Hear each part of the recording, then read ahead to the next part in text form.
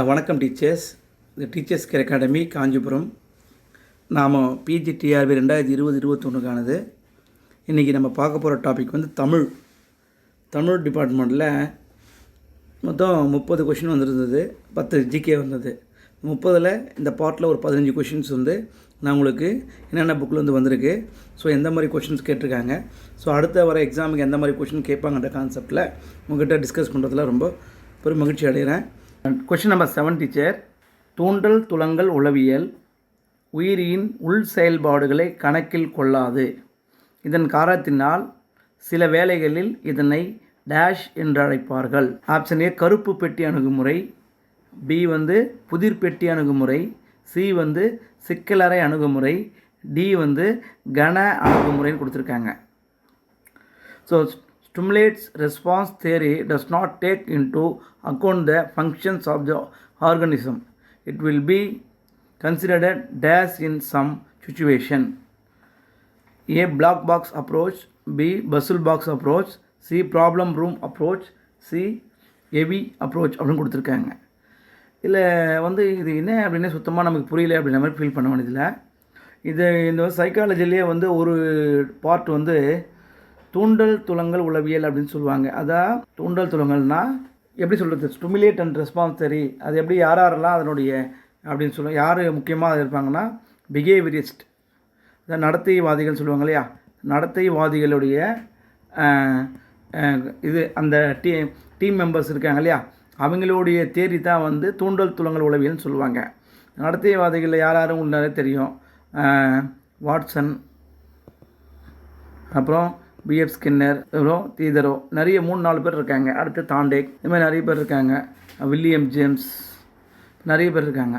So அதில் என்னென்னா தூண்டல் துலங்கல் உளவியல் அந்த பார்ட்டுக்குள்ளே இந்த உயிரின் உள் செயல்பாடுகள்லாம் எங்களுக்கு தேவைப்படாது.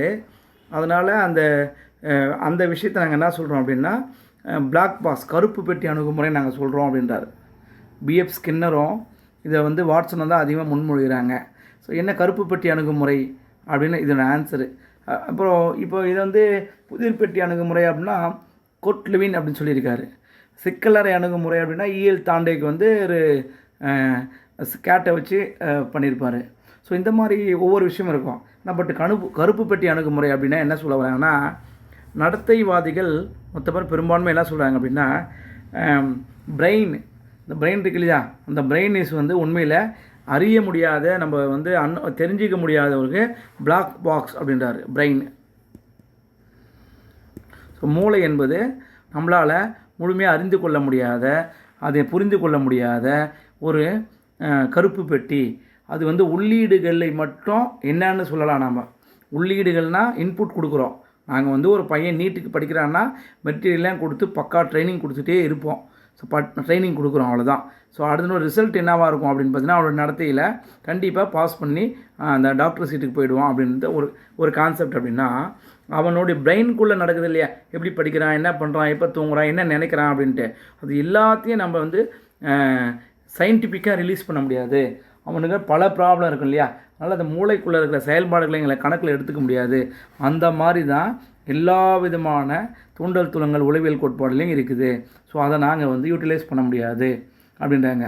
ஸோ வாட்சன் மற்றும் ஸ்கின்னர் என்ன சொல்கிறாங்கன்னா, மனம் ஒரு கருப்பு பெட்டி, அதில் உள்ளீடுகள் இருக்குதுன்னு நம்ம இன்புட் பண்ணுவோம், அவுட்புட் வந்து வெளியீடுகளையும் நாங்கள் அறிஞ்சிக்குவோம். ஆனால் அதுக்கு உள்ளே இருக்கிற இந்த டைமில் இருக்கிற அந்த ப்ராசஸில் என்ன நடக்குது அப்படின்ற நாங்கள் வந்து தெரிஞ்சிக்க மாட்டோம் அப்படின்ற மாதிரி அவங்க சொல்கிறாங்க.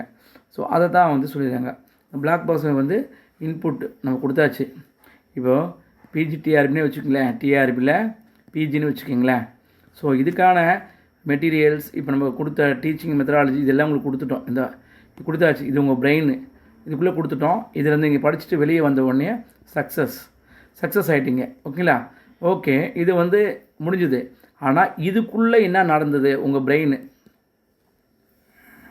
இந்த பிரெயினுக்குள்ளே வேகமாக படித்து முன்னுக்கு வரணும், படித்து ஆகணும், ஜெயிக்கணும்னு நீங்கள் நினச்சிங்களா, இல்லை இயல்பாகவே நீங்கள் படிச்சிங்களா, இன்னும் அதுக்கு மேலே பீக்கில் போனீங்களா? ஸோ அந்த மாதிரியான ப்ராசஸ்லாம் எனக்கு தெரியாது. அதனால் நடத்தைவாதிகள்லாம் சொல்கிறாங்கன்னா இது மாதிரி தான் நடக்கும், நாங்கள் கொடுத்த ரிசல்ட் இது இருக்கும் அப்படின்னு மட்டும் எங்களால் சொல்ல முடியும் அப்படின்னு அவங்க சொல்கிறாங்க. சரிங்களா? அந்த மாதிரியானது தான் அது வந்து பிளாக் பாக்ஸ் அப்ரோச் அப்படின்னு நம்ம சொல்லுவாங்க. சுருக்கமாக சொல்லணும் அப்படின்னா என்ன சொல்லணும்னா, நடத்தைவாதிகள் சொல்கிறது வந்துன்னா உள்ளீடுகள் இன்புட் வந்து என்னென்ன இருக்குதுன்னு நம்ம அடையாளம் காண முடியும், வெளியீடுகள் என்ன நடக்கும் அப்படின்னு நம்மளால் சொல்ல முடியும். ஆனால் இடையில் நடைபெறுகின்ற அந்த செயல்பாடுகள் இருக்க மூளையில் அதை மட்டும் எங்களால் கூற முடியாது, கூற வேண்டிய அவசியம் இல்லை அப்படின்றாங்க. அதனால் மனம் ஒரு கருப்பு பெட்டி அப்படின்னு சொல்கிறாங்க. அடுத்தபடி மனம் ஒரு பிளாக் பாக்ஸ் கொடுத்தவங்க பிளாக் பாக்ஸ் அப்ரோச் இதனோட தொடர்புடையாங்க, நடத்தைவாதிகளோட தொடர்புடையது, அல்லது பாவ்லோ அல்லது வாட்சனோட தொடர்புடையது அப்படின்னு தெரிஞ்சு வச்சுருக்கணும். சரிங்களா? இது மாதிரி கருப்பு பெட்டியை புரிந்து கொள்வது என்பது நடத்தைவாதிக்கான உளவியல் அறிஞர்களுடைய அறிவுக்கு அப்பாற்பட்டதை நம்ம தெரிஞ்சு வச்சுக்கணும். ஸோ அடுத்தது 8வது கொஸ்டின், கொடுக்கப்பட்டுள்ள ஒரு தூண்டலுக்கான துலங்கல் படிநிலைகள் மற்றும் அடிப்படை நிலையில் சரியான துலங்கல்கள் கீழிடத்தில் இடம்பெறுவதை டேஸ் பதத்தின் மூலம் குறிப்பிடலாம் அப்படின்னு கொடுக்குறாங்க. கொடுக்கப்பட்டுள்ள ஒரு தூண்டலுக்கான துலங்கல் படிநிலைகள் அடிப்படை நிலையில் சரியான துலங்கல் கீழிடத்தில் இடம்பெற்றுவை டேஸ் பதத்தின் மூலம் குறிப்பிடலாம் அப்படின்னு கொடுத்துருக்காங்க. இது வந்து ஆப்ஷன் ஏ படிநிலை கற்றல், பி வந்து தூண்டல் துலங்கல் இணக்கம், சி வந்து விரி சிந்தனை செயல்நிலை, டி வந்து விரிபொறி முறை எக்ஸ்பேண்ட் மெக்கானிசம் சொல்லுவாங்க. ஆப்ஷன் ஏ வந்து இங்கிலீஷில் பார்த்தீங்கன்னா by which term can be used indicate the levels of response for a given stimulate and the place under the correct response in search as a position be specified அப்படின்னு கொடுத்துருக்காங்க. Step by step learning அல்லது ஐராக்சரி learning அப்படின்னு சொல்லலாம். அடுத்தது competently of stimulate and response, option சியில் action level of expended thinking, option டியில் expended machination அப்படின்னு கொடுத்துருக்காங்க. இந்த விஷயம் வந்து நீங்கள் புக்கிலேருந்து ரெஃபர் பண்ணிலாம் பண்ண முடியாது. ஸோ இதை படிக்கிறப்ப எப்படி படிக்கலான்னா, தமிழில் படிக்கிற மாதிரி இருந்தால் கூட கொடுக்கப்பட்ட ஒரு தூண்டலுக்கு துலங்கல் படிநிலைகள் உள்ளது. துலங்கல் வந்து படிநிலைகள் இருக்கும். அதில் அடிப்படை நிலையில் சரியான துலங்கல் கீழ் இடத்தில் இடம்பெற்றது. அப்போது ஒரு தூண்டல் என்ன கொடுத்துருக்கோம், எக்ஸாமுக்கு படி அப்படின்றது தூண்டல். ஸோ எக்ஸாமுக்கு படிங்கன்றது ஒரு தூண்டல். ஸோ துலங்கல் வந்து எக்ஸாமுக்கு படிக்கிறது எப்படி படிக்கிறது, காலையில் 4 மணிலேருந்து எழுந்திரிச்சு படிக்கிறோம். ஸோ 6 மணிக்கு படிப்போம், 8 மணிக்கு படிப்போம், ஸோ 10 மணி வரைக்கும் படிப்போம், நைட்டு 9:30 மணி வரைக்கும் படிக்கணும், டைம் போயிட்டே இருக்கும். ஸோ அந்த மாதிரி ப்ராசஸில் நிலை சரியான துலங்கல் கீழிடத்தில் இடம்பெற்றிருக்கும் அப்படின்றாங்க. அப்போது ஸோ அதான் நம்ம ராபர்ட் காக்கனே சொல்கிற மாதிரி எளிய நிலையிலிருந்து கடினமான நிலைக்கு படிக்கிறது. ஸோ பல நிலைகள் இருக்கும். அப்போ நம்ம படிக்கிறப்ப எடுத்த உடனே நம்ம நேராக போயிட்டு ஸோ எம்எஸ்சி ஃபஸ்ட்டு வேல்யூம் எடுத்து படித்தோம்னா புரியாது. ஸோ பேசிக்காக கீழ் நிலையில் என்ன சொல்லணும்னா, ஃபஸ்ட்டு சிம்பிள். ஸோ சிம்பிள் படிக்க ஆரம்பிப்போம். சிம்பிளான 6 to 8க்குள்ளே படிப்போம். ஸோ அடுத்து 8 to 10 படிப்போம். அடுத்து இந்த மாதிரி பல படிநிலைகளில் நிறைய லிஸ்ட் இருக்கும். அதில் சிம்பிள் கீழ்நிலையில் இருக்கிறது தான் ஆரம்பித்து அதில் வந்து விரிபொறி எக்ஸ்பேண்ட் மெஷினிசமாக மாறும். ஸோ ஆராய்ச்சி படிப்பு வரைக்கும் போகிறோம். இது வந்து விரிபொறி முறை சயின்ஸுக்கு தான் அதிகமாக இதெல்லாம் யூஸ் ஆகும். ஸோ சயின்டிஃபிக் படிக்கிறவங்களுக்கு சயின்டிஃபிக் மெத்தடாலஜி எல்லாத்துக்குமே பொதுவாக இருக்கும். சயின்டிஃபிக் மெத்தடாலஜியில் தான் நம்ம அதை வந்து ஸ்டார்ட் பண்ண முடியும். அதனால் விரிபொறி முறை சரியானது அப்படின்னு நாமளே இதை வந்து யூகிச்சு தான் இந்த எக்ஸாமில் இந்த கொஸ்டினை அட்டன் பண்ணி நம்மளால் போட முடியும். ஸோ இதுக்கு வந்து விரிபொறி முறை ஓகேங்களா அப்படின்னு சொல்லுவான். சின்னதுலேருந்து பெருசாக இருக்கிற வரைக்கும் லேர்ன் பண்ணுறதுக்கு கற்றுக்கிற மாடல் அப்படின்னு நாங்கள் தெரிஞ்சுக்கலாம். அடுத்து கொஸ்டின் நம்பர் 9 வந்து ப்ளூமின் அறிவுசார் புலத்தின் இந்த நிலையில் வினாக்களானது மாணவர்களின் தற்போதைய அறிவினை மீறி செயல்பட வழிவகுக்கும். ஸோ பெஞ்சமின் ப்ளூம் இருக்கு இல்லையா, டாக்ஸானமி அப்படின்னு ஒரு புக்கை எழுதியிருக்காரு. 1956 வெளியிட்டிருக்காரு. நோக்கங்களின் வகைப்பாடு, கல்வி நோக்கங்களின் வகைப்பாடு வெளியிட்டிருக்காரு 1956. அதில் வந்து cognitive domain, affective domain, psychomotor domain 3 domain இருக்கும் அவரது. ஸோ அந்த புக்கு உள்ள தான் இந்த கொஷின் வந்திருக்குது. ஸோ பாயிண்ட் நம்பர் 1 வந்து ஏ வந்து பயன்படுத்துதல், பி வந்து புரிந்து கொள்ளல், சி வந்து தொகுத்தல், டி வந்து பகுத்தாராய்தல் அப்படின்னு போட்டிருக்காங்க. ஸோ இதில் இதை வந்து நான் Bloom's intellectual field can lead the questions to act beyond the current situation of the students அப்படின்னா கரண்ட் சுச்சுவேஷன் ஸ்டூடெண்ட்டில் என்ன பண்ணுவாங்கன்னு கேட்டிருக்காங்க. சரிங்களா? அந்த அறிவினை மீறி செயல்பட எது யூஸ் பண்ண அப்படின்ட்டு யூஸ்ஃபுல்னஸ், அடுத்து அண்டர்ஸ்டாண்டிங் அப்படின்னு கம்ப்ளைண்ட்ஸ், லாஸ்ட் ஒன் அனாலிசிஸ் அப்படின்னு இருக்கும். இதில் வந்து நாம் வந்து என்ன பண்ணியிருக்கோம் அப்படின்னா இதுக்கு விடை வந்து தொகுத்தறிதல் அப்படின்னு போயிடுவேன். ஸோ ஒரு விஷயத்தை படிக்கிறேன், போதுமான அளவுக்கு இல்லைன்னா இன்னும் மீறி என்னென்னா அதிகமாக தொகுத்து எடுத்துக்கிட்டே இருக்க வேண்டியதாக இருக்கும். ஸோ அதில் நம்ம என்ன பண்ணோம், இது தமிழ்லேயே இருக்குது. இது தமிழில் வந்து டிடிஎட் புக்லேயே இருக்குது. இந்த புக்கில் டிடிஎட் புக்கில் செகண்ட் வேல்யூமில் இதை பார்த்துருக்கேன். ஒரு 5-6 புக்கு இருக்கும், அதில் செகண்ட் வேல்யூம் புக்கு. ஸோ இதில் வந்து பார்த்திங்கன்னா அறிவு சார்ந்த வகை காக்னிட்டிவ் டொமைன் இருக்குது. ஸோ அடுத்தது அதில் பார்த்திங்கன்னா இங்கே பொதுவாக மாணவர்கள் அறிவினை பல்துறையில் வளர்ச்சியுற செய்தலாகும் கீழ்கண்ட நோக்கங்களை இது உள்ளடக்கியது. அடுத்த வாட்டி இந்த கொஷின்ஸில் எது இல்லைன்னு கேட்பாங்க, எது இருக்குன்னு கேட்பாங்க, இல்லை இந்த மாதிரி அப்ளிகேஷனாக கேட்பாங்க. விவரங்களை தொகுத்து ஆராய்தல், மாணவர்களுக்கு விவரங்களை தொகுத்து ஆராய்தல் அப்படின்ற ஒரு கான்செப்ட் இதில் இருக்குது. அடுத்ததாக ரெண்டாவது வந்து உணர்வு சார்ந்த வகை இந்த அஃபெக்டிவ் டொமைன் இருக்குது. அஃபெக்டிவ் டொமைனில் 3 இருக்குது, சரிங்களா? அதுக்கப்புறம் லாஸ்ட்டாக வந்து சைக்கோமோட்டார் டொமைன், தேர்டு வந்து சைக்கோமோட்டார் டொமைன் இருக்குது. இது வந்து தமிழில் என்ன சொல்லலாம் அப்படின்னா, இந்த சைக்கோமோட்டார் டொமைன் என்ன சொல்லலாம்னா உடல் மற்றும் உள இயக்கம் சார்ந்த படிநிலை அப்படின்னு சொல்லலாம். ஸோ ப்ளூம் வந்து வெளியிட்ட 1956 வெளியிட்ட கற்பித்தல் நோக்கங்களில் இந்த மாதிரி கொடுத்துருக்காரு. இதிலிருந்து மட்டும் டிஆர்பியில் இந்த முறை 4 கொஷின் ஃப்ரேம் ஆகிருக்குது. ஸோ தமிழ் டிபார்ட்மெண்ட் வந்து எல்லா டிபார்ட்மெண்ட்டு கணக்கு எடுத்தால் 4 கொஷின் ஃப்ரேம் ஆகிருக்கு. ஸோ இந்த மாதிரி தான் நம்ம படிக்கணுக்காக சொல்கிறேன். ஸோ அடுத்த வாட்டி நமக்கு இதுலேருந்தே திருப்பி என்ன பண்ணலாம், உணர்வு சார்ந்த வகையிலேருந்து ஒரு கொஷின் எது இல்லைன்னு கேட்கலாம், சரிங்களா? பாராட்டு உணர்வை வளர்த்தல், ஆர்வம் கொள்ளுதல், மனப்பான்மை பெறுதல் அப்படின்றது இருக்குது. ஸோ இந்த மாதிரி கொஷின் கூட வரும். அதனால் இதெல்லாம் ஒரு முழுமையாக நம்ம கோர்வையாக்கி ஒரு 20 பேஜ் வரும், அதை படிச்சுட்டு ஒரு 10-20 கொஷின்ஸ் அப்ஜெக்டிவில் போட்டு பார்த்தா நமக்கு ஈஸியாக இருக்கும். ஸோ அதை நம்ம அடுத்தது பார்த்துக்கலாம். பெஞ்சமின் சாமுவேல் ப்ளூம் அப்படி வந்து அமெரிக்க கல்வி உளவியலாளர் இவர் தான், சரிங்களா? இவர் வந்து 1913 அமெரிக்காவில் பிறந்திருக்காரு. இறந்ததும் 1999 அதாவது 1999 அமெரிக்காவில் இருந்திருக்காரு. கல்வி நோக்கங்களை வகைப்படுத்துவதற்கும் தேர்ச்சி கற்றல் கோட்பாட்டிற்கும் பங்களிப்பு செய்தவர் தான் Benjamin Samuel Bloom. Benjamin Bloom முன்மொழியப்பட்ட ப்ளூமின் வகை பிரித்தல் வந்து கற்றலுக்கான ஒரு தத்துவார்த்த கட்டமைப்பு நம்ம சொல்லலாம். அதான் 3 அஃபெக்டிவ், காக்னிட்டிவ், சைக்கோமோட்டார் டொமைன் 3. கற்றல் 3 களங்களை அடையாளம் காட்டுகிறது. அறிவாற்றல் களத்தில் உள்ள திறன்கள் ஒரு குறிப்பிட்ட விஷயத்தில் அறிவு புரிதல், காம்ப்ரிஹென்ஷன்ஸ் மற்றும் விமர்சன சிக்கலான சிந்தனையை, கிரிட்டிக்கல் சிந்தனை சுற்றியும் வருகிறது அப்படின்னு சொல்லியிருக்காரு. ஸோ இவரை பற்றி பார்த்தோம். இதில் இவர் என்ன புக்கு எழுதியிருக்காருன்னு கேட்டாலும் கேட்கானுல புக்கை வச்சுருக்கேன்.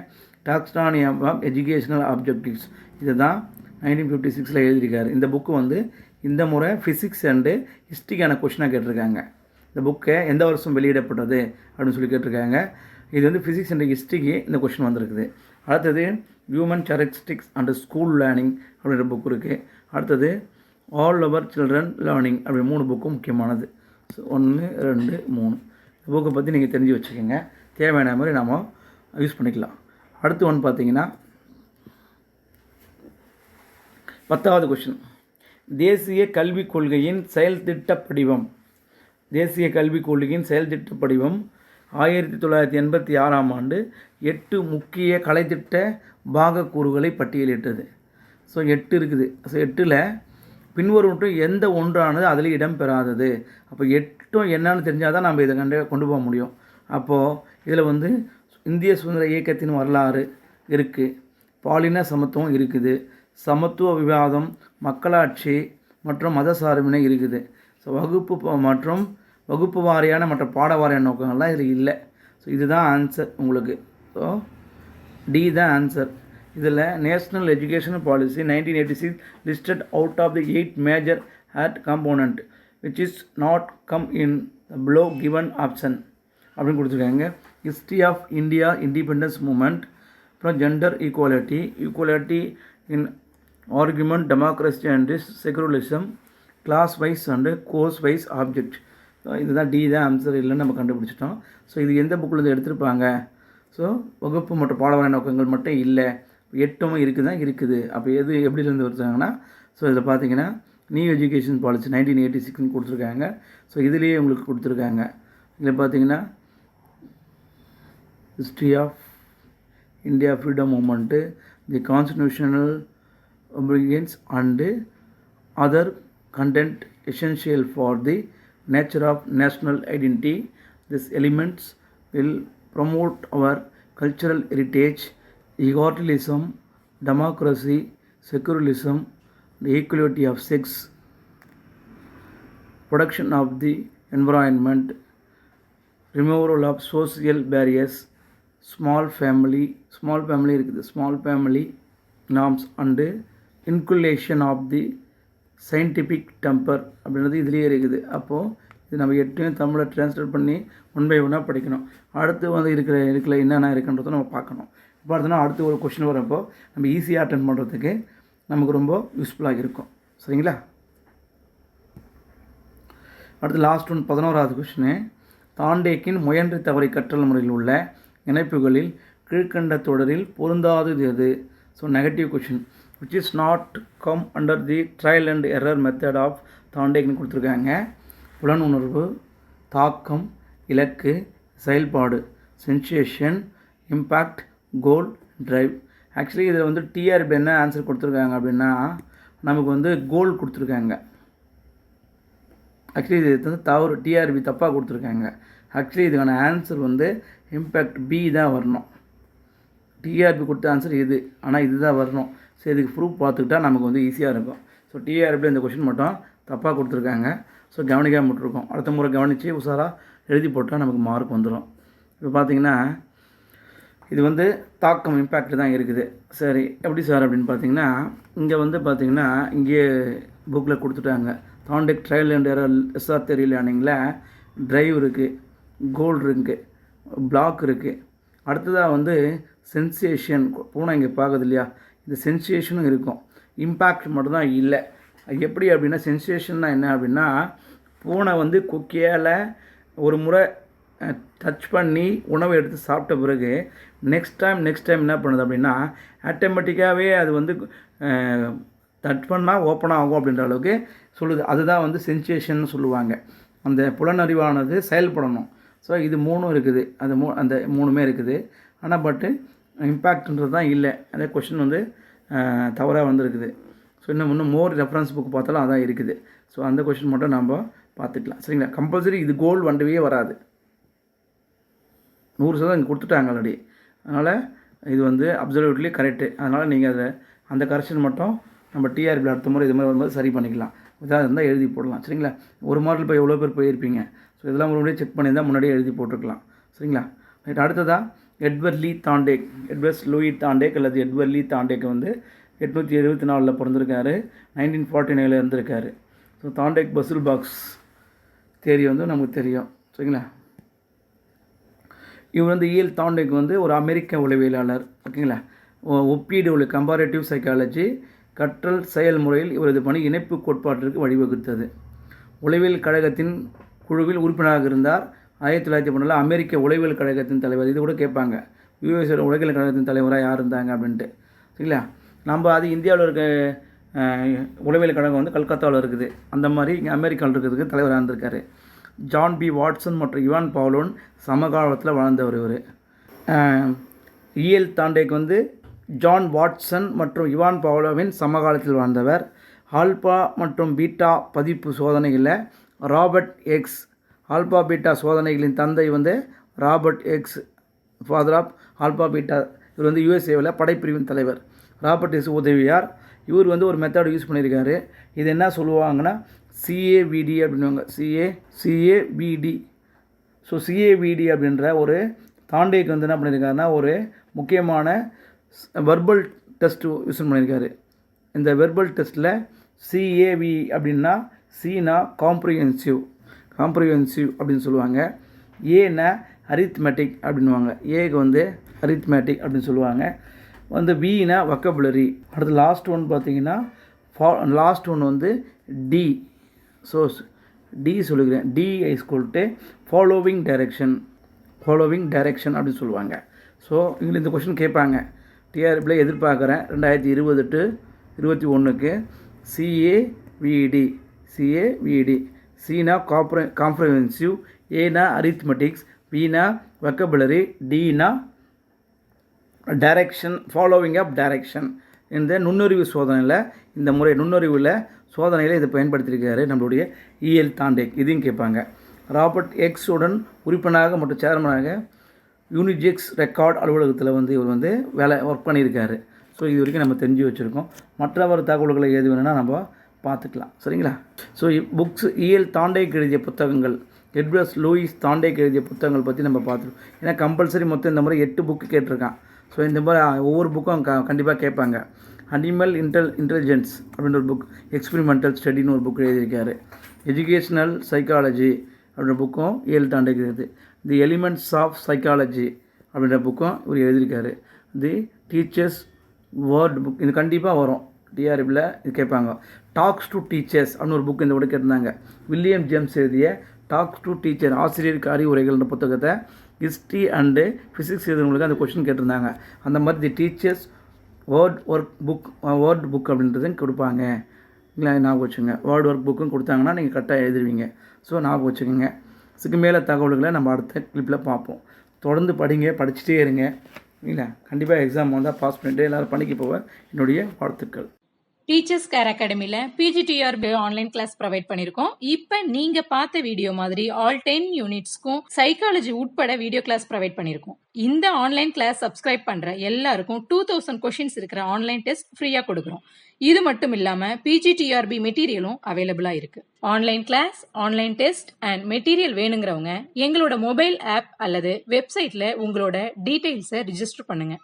ஆன்லைனில் அமௌண்ட் பே பண்ணினீங்கன்னா இமீடியட்டாக உங்களுக்கு video class and online test activate ஆகிடும். மெட்டீரியல் பேமெண்ட் பண்ணுறவங்களுக்கு 2 டேஸ்க்குள்ள நீங்கள் ப்ரொவைட் பண்ணுற அட்ரஸ்க்கு கொரியர் அனுப்பி வைக்கப்படும். மேலும் இது தொடர்பான தகவல்களுக்கு ஸ்க்ரீனில் கொடுத்துருக்கிற நம்பருக்கு கால் பண்ணுங்க.